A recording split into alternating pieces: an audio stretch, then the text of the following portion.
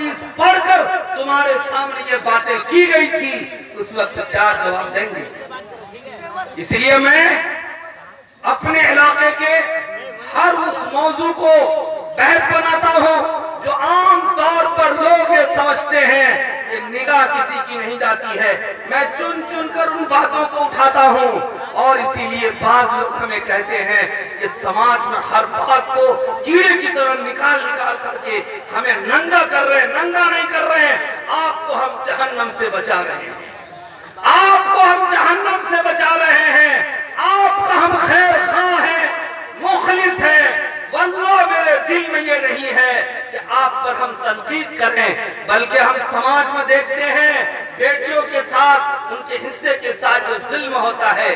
ماشاءاللہ پہلی صف میں نماز پڑھنے والے، تسبیح لے کر کے ہزار تسبیح گننے والے حج کرنے جاتے ہیں مقدس سرزمین، اس سے پہلے اور بہت سارے وہ لوگ جو دین کے کام میں لگے ہوئے ہیں، میرے جیسے مکمل حلیہ بنائے ہوئے ہیں، انہوں نے اپنے بیٹیوں کے تمام حصے کو ہڑپ رکھا۔ اب بتائیے، ایک مولوی صاحب ایک جگہ تقریر کر رہے تھے میراث پر، بیٹیوں کو حصہ دینا چاہیے، بہنوں کو حصہ دینا چاہیے، ورنہ ایسا ہو جائے گا ویسا ہو جائے گا۔ ایک آدمی کھڑا ہوا، انہوں نے کہا مولوی صاحب بیٹھیے، آپ اپنے بہن کے سارے حصے کو دبا کر جوت رہے ہیں اور ہمیں تقریر سنا رہے ہیں۔ تو میرے بھائیوں، ہم ایسا نہ کریں، ہم ایسا ظلم نہ کریں۔ اس لیے یہ ظلم کریں گے، میں نے ایک آدمی سے میں نے کہا کہ آپ اپنی بہن کو حصہ کیوں نہیں دیتے؟ 2 بہن ہے، اب دے دیجئے، حصہ کیوں نہیں دیتے آپ آج حصہ نہیں دیتے تو آپ کے بیٹے دیکھ رہے ہیں کہ میرے ابا جب اپنی بہنوں کو حصہ نہیں دیتے تو میں بھی اپنے بہنوں کو حصہ نہیں دیتا۔ ہمارے بہت سارے اکابرین، ان کی سوانح حیات پڑھیے، وصیت نامہ پڑھیے، انہوں نے وصیت کی مرنے سے پہلے کہ اگر میں مر جاؤں، جنازہ اٹھنے سے پہلے میرے میراث کو میرے وارثوں میں تقسیم کر دیا جائے، تقسیم کرنے کے بعد تب میرا جنازہ اٹھایا جائے۔ اور آگے چلیے، آدمی مر گیا، ڈھیر سارا قرضہ لے کر مرا، اس قرضہ میں بیوی کا مہر بھی، اس قرضہ میں بیوی کا مہر ہے۔ اور آج کل ہمارے علاقے میں ماشاءاللہ موج کی لڑائی ہے، وہ موضوع الگ ہے۔ ہر آدمی چاہے وہ پھٹیچر قسم کا کیوں نہ ہو، 10 بھر 15 بھر سونا سے نیچے باندھنے کو تیار نہیں۔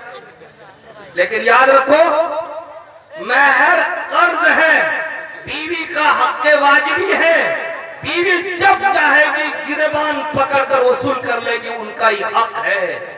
ہمارے علاقے کی عورتوں میں حیا ہے، شرم ہے، لحاظ ہے، اور شوہر کی عزت کرتی ہے، اسی لیے وہ مطالبہ نہیں کرتی ہے۔ تو مرد لوگ سمجھتے ہیں کہ ہم بہو بلی ہیں تو ہماری بیوی کیوں مانگے گی، ہم دیں گے ہی نہیں، اس کا وہ حصہ ہے، حق ہے۔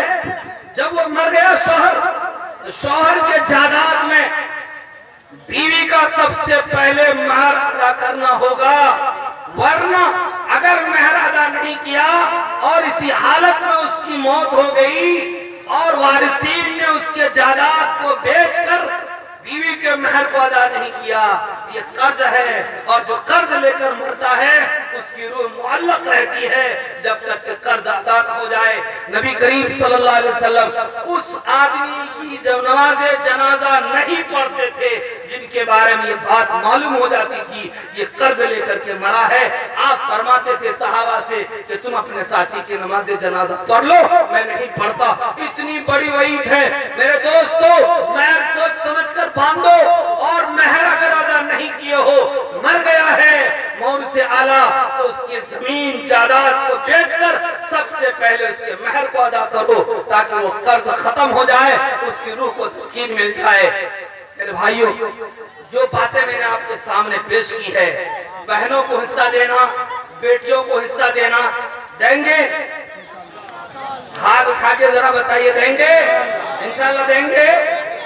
کل سے جو لوگ جن لوگوں کے گھر میں بہن ہیں، باپ مر گئے، ان کے حصے کو نکال دیں گے انشاءاللہ۔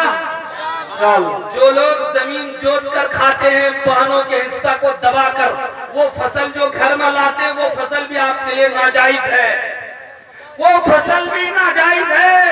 یا ڈھیر سارے مفتیان کرام اسٹیج پر بیٹھے ہوئے ہیں، اگر میری اس بات پر یقین نہیں ہے تو آپ ان لوگوں سے پوچھ لیجئے، انشاءاللہ میری بات کے لوگ تصدیق کریں گے کہ وہ فصل جو آپ لا رہے ہیں ان فصلوں کو اپنے بچوں کو کھلا رہے ہیں، وہ فصل ناجائز ہے اس لیے کہ آپ دبا کر کے کھا رہے ہیں۔ اس لئے میرے بھائیوں، اگر اللہ سے ڈر ہے، جہنم سے ڈر ہے، جنت جانے کا شوق ہے، تو اول وہلے میں بہنوں کے حصے کو دے دیجئے، بیٹیوں کے حصے کو مت ماریے، آپ بغیر رجسٹری کیے مر جائیے تاکہ جس وارث کو جتنا ملنا ہے ملے گا۔ اللہ تعالیٰ عمل کی توفیق عطا فرمائے۔ وآخر دعوانا الحمدللہ رب العالمین۔ جزاک اللہ۔